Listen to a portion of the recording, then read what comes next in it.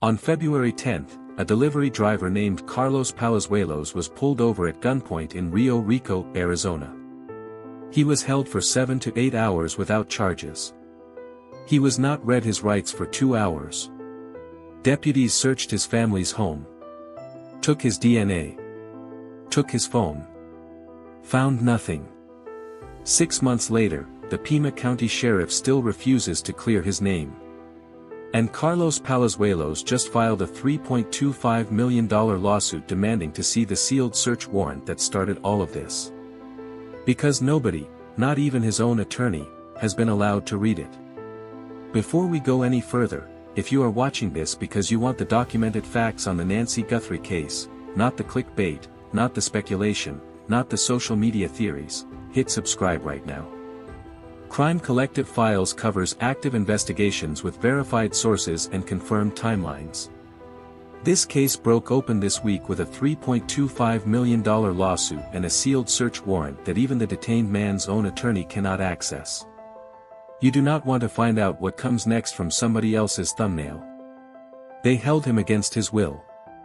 They didn't read him his rights until 2 hours later. His name is Carlos Palazuelos. He is 36 years old. He is a delivery driver. He lives in Rio Rico, Arizona, a desert community just north of the Mexican border, about 70 miles south of Tucson. On the evening of February 10, 2026, 10 days after Nancy Guthrie disappeared from her home in the Catalina foothills, Pima County Sheriff's deputies followed Carlos Palazuelos before stopping him. He was in his vehicle with his wife. They detained him at gunpoint. Something I didn't do. I felt like I was being kidnapped, bro. They didn't tell me anything, he told ABC News Phoenix affiliate that same night. He went on to show reporters his wrists, which he said were swollen from being in handcuffs. While Palazuelos sat in the back of a patrol car, deputies executed a search warrant on the family home.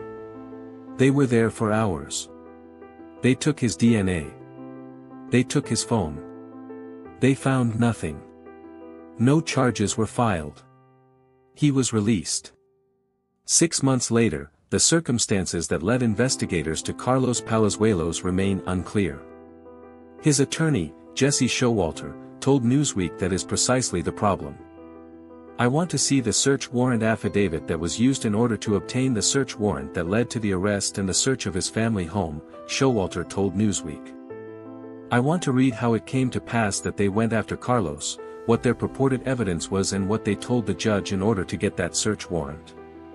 The search warrant remains under seal. As Showalter noted, whatever evidence supposedly existed, for the arrest and for the search is secret. Carlos Palazuelos and several members of his family have filed a notice of claim seeking $3.25 million from Pima County authorities, alleging wrongful arrest and search. And Sheriff Chris Nanos, the man who has been the public face of this investigation since February, has refused to clear Palazuelos' name. 6 months later. No charges. DNA tested. Phone examined. Nothing found. And the sheriff still won't say he didn't do it. This documentary is about the most consequential new development in the Nancy Guthrie case this week. And why the sealed search warrant that even Palazuelos' own attorney cannot read may be the most important document in this entire investigation that nobody is talking about. Before the lawsuits. Before the sealed warrants. Before 190 days of no answers. There was a woman. Nancy Ellen Long was born January 27, 1942, in Fort Wright, Kentucky. She was 84 years old when she disappeared. She had lived in Tucson, Arizona for more than 5 decades, raising 3 children, Savannah, Annie, and Cameron. She worked at the University of Arizona for nearly 2 decades. She attended virtual church every Sunday without fail. She was mentally sharp. Independent. She lived alone in her home in the Catalina foothills. She required a cardiac pacemaker. She needed daily medication she could not go without. The 84-year-old mother of Today co-host Savannah Guthrie went missing from her home near Tucson early February 1. Marking 6 months since her mother's disappearance, Savannah Guthrie shared an emotional public appeal on August 1, calling the anniversary an agony beyond words and urging anyone with information to help investigators. Savannah wrote, "We are begging for help. We are desperate. We need someone to come forward. Someone knows something. Someone suspects something. Someone recognizes the writing in the ransom demand notes. Someone has noticed something different, strange, troubling or just unusual, perhaps with someone they deeply love. Perhaps they are afraid to come forward. Perhaps they are conflicted. Perhaps they are angry or upset for being in this situation. 6 months. No arrest. And the woman who co-hosts the Today Show every morning is on Instagram begging the public to recognize the handwriting of the person who may have killed her mother. Nancy Guthrie is last seen on Saturday night when her son-in-law, Tommaso Cioni, drops her home in the Catalina foothills at around 9:48 p.m. A masked individual disconnects a doorbell camera at Nancy's home at 1:47 a.m. Software detects further motion roughly 25 minutes later. At 2:28 a.m., Nancy's pacemaker app disconnects from her phone, suggesting she is moved out of range. The FBI released doorbell camera footage on February 10. A masked suspect. 5 feet 9 inches to 5 feet 10 inches. Dark mustache. Black gloves. Ozark Trail 25L backpack, sold exclusively at Walmart. What appeared to be a holstered firearm. The suspect had tilted his head to avoid the lens, then covered the camera with foliage from a potted plant near the entrance. Not smashed. Covered. Because he needed Nancy to open the door. Blood confirmed as Nancy's was found on the front porch. 2 confirmed surveillance dates, January 11 and January 24, at which the suspect visited the neighborhood in advance. Someone spent weeks preparing. Someone studied the property. Someone knew exactly when Nancy would be home. All members of the Guthrie family and their spouses are officially cleared as suspects, cite, all passed polygraph examinations with flying colors, confirmed March 17. The FBI released photos. A suspect description. A tip line. A combined $1.2 million reward. And then in the weeks and months that followed, the silence that now stretches to day 195 became the loudest thing in this case. For 6 months, the exact text of the ransom notes was held from the public. On July 31, 2026, authorities released an early ransom note in the investigation into the disappearance of Nancy Guthrie in hopes that someone will recognize the writing style. The Pima County Sheriff's Department released the handwritten notes, saying investigators believe the author's distinctive language, grammar and phrasing could be recognized by someone who knows the writer. We believe these distinctive linguistic characteristics may be recognizable to someone who knows or has interacted with the note's writer. The first note demanded $4 million in Bitcoin, increasing to $6 million if the deadline was missed. The second note, sent February 6 to a Tucson news outlet, states that Guthrie, 84, died shortly after she was taken. We believe it was heart-related, the note says. She is buried in nature now. Nothing you could have done could have changed the outcome. We want your family to know this and hope you all can find peace. We are truly sorry. The Sheriff's Department did not confirm if the notes were authentic and stated that the messages purport to have been written by kidnappers. 3 things make those notes forensically significant. First, the linguistic strategy. Law enforcement releasing documents specifically for linguistic pattern recognition, syntax, word choice, phraseology, is a documented investigative technique. The FBI's Behavioral Analysis Unit has produced convictions based on writing pattern identification in kidnapping cases going back decades. The release of the notes on day 181 means investigators believe the writer's language is distinctive enough to be recognized. They are asking the public to identify not a face, not a location, not a vehicle, but a voice. A writing voice. Second, the specific language of the second note. We believe it was heart-related. That phrasing is careful, deliberate, passive, the voice of someone trying to distance themselves from what they did. Nothing you could have done could have changed the outcome. That is not the language of a random criminal. That is the language of someone managing guilt. Or managing a narrative. We are truly sorry. 3 words at the end of a note describing a death. From someone who kidnapped an 84-year-old woman for ransom. Third, the handwritten format. In an era of typed communications and encrypted messaging, handwritten notes are a deliberate choice. Handwriting can be analyzed. It can be matched. It can be preserved in exactly the forensic form in which it was produced. Either the note writer did not think about that, or they did not care. The public now has both notes. The public now has the syntax and the phrasing and the word choices. And the sheriff is asking, does this sound like someone you know? This is the most important character in the current phase of this investigation, who is not Nancy Guthrie. And he is almost entirely absent from the coverage of this case 6 months later. Carlos Palazuelos is a delivery driver. He worked in Tucson doing deliveries/site. When asked if he had ever delivered a package to Nancy's home, he replied, "I don't know, it might have been a possibility." That detail, a delivery driver who may have been to Nancy's home, is what may have brought him to the attention of investigators. Combined with one other thing. Palazuelos said that deputies showed a picture of a masked suspect on Nancy's porch, the figure referred to as "porch guy," to one of his in-laws, and it supposedly looked like my eyes. Eyes. The suspect in the doorbell footage is wearing a full face mask. His eyes are visible.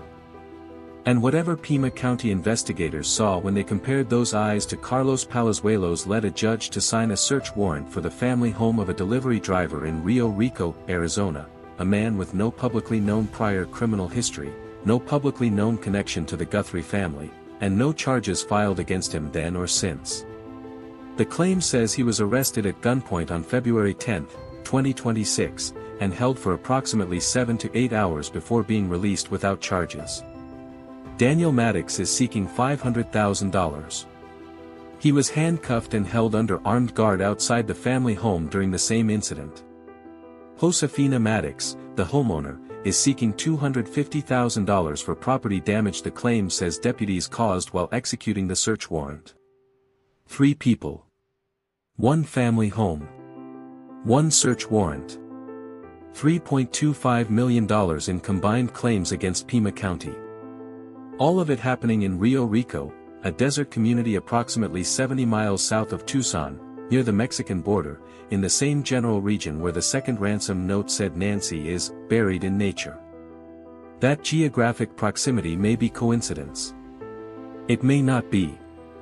What is documented is that investigators went to that community, executed a search warrant on a family home, detained a delivery driver at gunpoint, held him for hours, tested his DNA, examined his phone, and then released him without charges, and without explanation. Of all the developments in the Carlos Palazuelos story, the most forensically consequential is the one that has received the least coverage. The search warrant is sealed. His attorney, Jesse Showalter, said, whatever evidence supposedly existed, for the arrest and for the search is secret. Think about what that means in practice. A judge signed a warrant. A judge read a sworn affidavit from law enforcement, a sworn statement describing specific evidence or reasonable suspicion that justified searching this specific home. The search was conducted. Nothing was found. The man was released. 6 months passed. And the affidavit that tells you what evidence led to all of this is sealed. His own attorney cannot read it. His own client cannot read it. The press cannot read it. The public cannot read it. Search warrants are sealed for specific documented legal reasons. Active investigations are the most common. If the affidavit contains information that would compromise an ongoing investigation, the identity of a confidential informant, the existence of an undercover operation, the nature of surveillance that is still active, sealing it protects that investigation. But sealed warrants also present a specific legal problem for people like Carlos Palazuelos. How do you defend yourself against evidence you cannot read? How do you challenge the basis for your detention when the basis is classified as secret? How does the public evaluate the legitimacy of a search when the document justifying it is unavailable? Showalter said he found it disturbing that Nanos recently stated neither Palazuelos nor Maddox have been cleared as potential suspects. From our perspective, it's very clear that they made a mistake, he said. What's not clear yet is the precise contours of that mistake. Were they relying on a false tip? Were they relying on bad information from flock cameras or government databases? Flock cameras. That phrase deserves attention. Flock Safety is a license plate recognition and surveillance technology company used by law enforcement across the country. Flock cameras capture and store vehicle data, makes, models, colors, license plates, and timestamps, at specific geographic locations. If flock camera data placed Palazuelos' vehicle in or near the Catalina Foothills neighborhood on or around the dates of the January surveillance visits, January 11th and January 24th, that could generate enough reasonable suspicion to obtain a warrant. If that is what happened, and if that data was wrong, a misread plate, a database error, a misidentified vehicle, then the sealed affidavit may contain the very technology error that generated an innocent man's arrest at gunpoint. And that is precisely why, Showalter argues, the affidavit should be unsealed. The warrant remains sealed. The contents remain secret. And Sheriff Nanos has refused to clear Palazuelos' name. Sheriff Nanos has refused to retract statements or make clear that Carlos is innocent and had no involvement in the Guthrie case, despite requests by undersigned counsel. That refusal has a specific legal explanation that Palazuelos' attorneys find insufficient. An investigation does not require ongoing suspects to be cleared publicly. A sheriff does not have a legal obligation to issue a clearance statement for every person detained and released during an investigation. But consider what not clearing him accomplishes. Every day that Palazuelos is not officially cleared, the public operating on available information has a reason to wonder about him. Every piece of coverage that mentions him without a clearance allows the possibility to remain alive. And Carlos Palazuelos, a delivery driver in Rio Rico who may have delivered a package to Nancy's home and whose eyes may have resembled those of a masked suspect in a doorbell image, continues to exist in a forensic limbo that his attorney is now arguing constitutes defamation.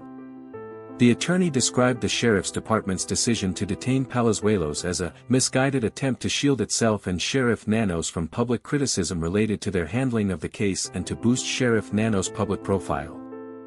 That allegation, if accurate, if proven in litigation, would constitute something specific and serious, that a man was arrested at gunpoint not because the evidence warranted it but because the investigation needed to be seen making progress. That the public pressure on this case, the national attention, the family's anguish, and the sheriff's press conference obligations created an institutional incentive to produce a visible lead even when the lead was not solid. That is an allegation, not a finding. It has not been adjudicated. The $3.25 million notice of claim is a precursor to a possible lawsuit, not a lawsuit itself. Sheriff Nanos has not responded in detail to the specific allegations. But the question that claim raises is one the investigation has to answer. What exactly did law enforcement present to a judge in order to get that warrant? And when the warrant is unsealed, as warrants typically are once an investigation concludes or when a court orders disclosure, will that affidavit show evidence that justified the arrest? Or will it show something else? Carlos Palazuelos has not been hiding from this story. He went in front of cameras the night he was released. He showed his swollen wrists to reporters. He denied any connection to Nancy Guthrie's disappearance directly and without hesitation. Palazuelos said, "I hope they get the suspect, because I'm not it. They better do their job and find the suspect that did it so they can clear my name. Because I'm done." As for why he attracted attention from law enforcement, Palazuelos said, "If I would have known that answer, I would have given it to you, but I don't." That statement, "I don't know why they came for me," is the most telling of everything he has said publicly. Because if the warrant contained evidence so clear that it justified an armed detention and a full search of a family home, that evidence should have been visible to the person it was targeted at. A delivery driver with no known criminal connection to this case, sitting in a car with his wife, going home, and arriving at gunpoint to find out investigators believe he may have kidnapped an 84-year-old woman. He passed through all of it. DNA test. Phone examination. Hours in the back of a patrol car. And walked out without charges. And now, 6 months later, his attorney is on the record in Newsweek calling the search warrant a secret, calling the evidence, whatever it was, hidden, and asking a court to eventually tell them what the sheriff told a judge to justify all of this. That is where this case is right now. Not just a missing woman, not just a sealed investigation, not just ransom notes released to the public for linguistic analysis, but a man who says he was wrongly grabbed at gunpoint now demanding that the government explain itself. In writing. In a court filing. For $3.25 million. The Carlos Palazuelos story does not exist in isolation.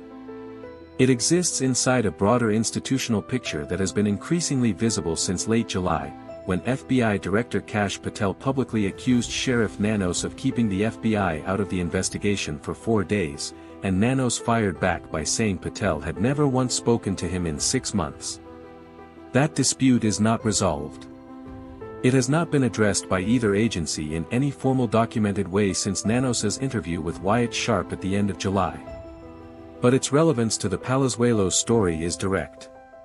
If the search that led to Palazuelos' arrest on February 10 was conducted by the PCSD and the FBI jointly, which the statement that night described as a joint operation, then the decision to pursue him was not made by one agency alone. Both agencies were involved in whatever intelligence led to that warrant. The warrant is sealed. Neither agency has explained its basis. The man who was detained maintains he had no involvement. And the institutional relationship between the two agencies leading this investigation is publicly fractured. The investigation's public credibility depends on the warrant's eventual disclosure. Because when that affidavit is unsealed, the public will know what a judge was told. What the basis was. Whether the evidence was solid. And whether the agencies leading the search for Nancy Guthrie made a significant mistake in February. As of August 14, 2026, 195 days since Nancy Guthrie was taken from her home in the Catalina foothills of Tucson, Arizona. No arrests relating to the case have been made. The DNA analysis remains the most significant forensic element still in motion. Mixed biological material, including a hair sample, recovered from inside Nancy's residence has been at the FBI laboratory since May. Cody's returned no match on the black glove DNA. Investigative genetic genealogy is underway through Parabon Nanolabs. The suspect on the doorbell camera remains unidentified. Male. 5 feet 9 inches to 5 feet 10 inches. Dark mustache. Possible tattoo on the right wrist underside. The ransom notes are now public. The sheriff is asking people to recognize the writing. The FBI is analyzing the linguistic characteristics. And somewhere in Tucson, or in the surrounding desert, or across the border to the south, the person who wrote those words is still out there. Savannah Guthrie shared a lengthy plea on August 1st. Every day, we wake up and try to be strong and go on, because that's what our joyful and resilient mom taught us to do. I know one thing, we need your help. Someone knows something. The reward stands at $1.2 million. $1 million from the Guthrie family. $100,000 from the FBI. $102,500 from Crime Stoppers. Anonymous. Confidential. The case has been reclassified internally as a homicide probe, while investigators maintain they have no confirmed proof of Nancy's death. The second ransom note says she died of heart-related causes. The sheriff has not confirmed that note's authenticity. And now a $3.25 million lawsuit against Pima County is in the public record, alleging that the most visible investigative action in the first 30 days of this case, the dramatic February 10 detention of a delivery driver at gunpoint, was wrong.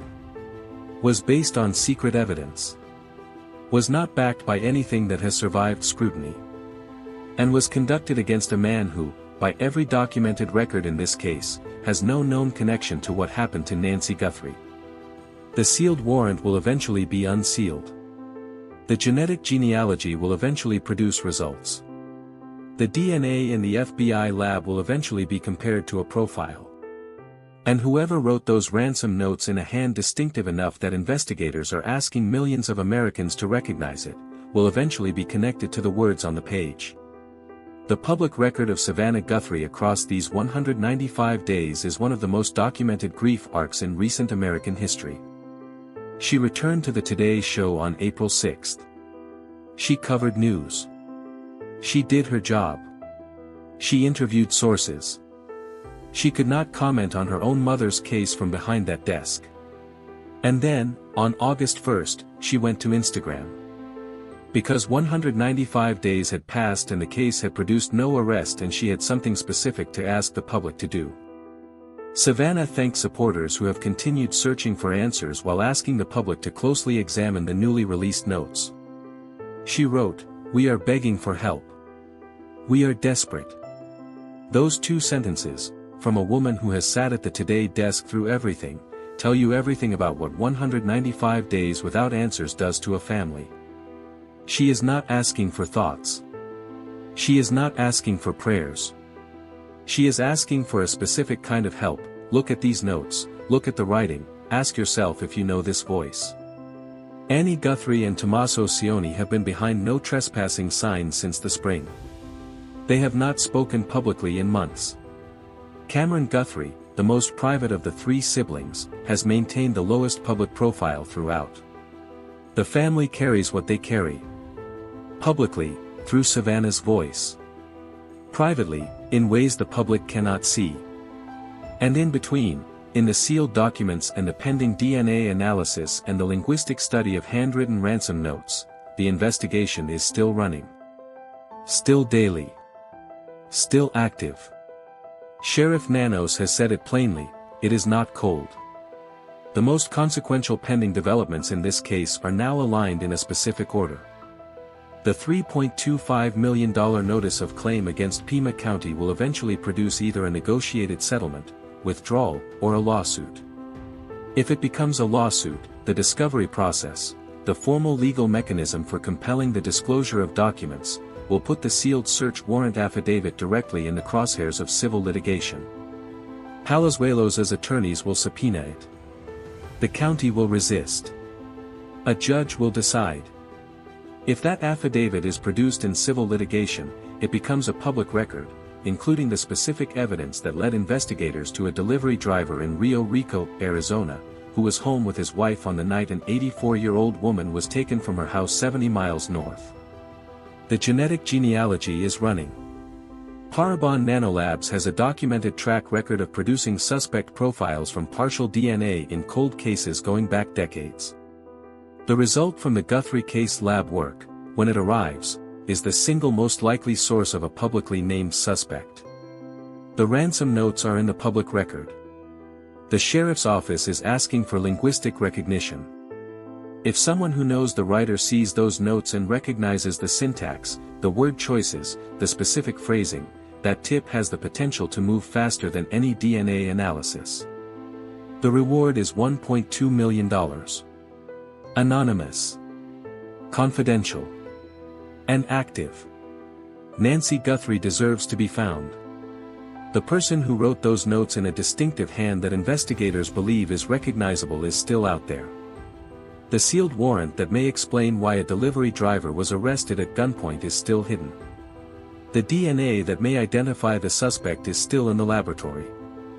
If you know anything, call the FBI, 1-800-CALL-FBI.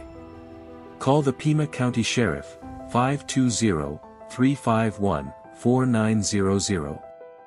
The tip is anonymous. The reward is real. And the investigation, 195 days later, is not cold.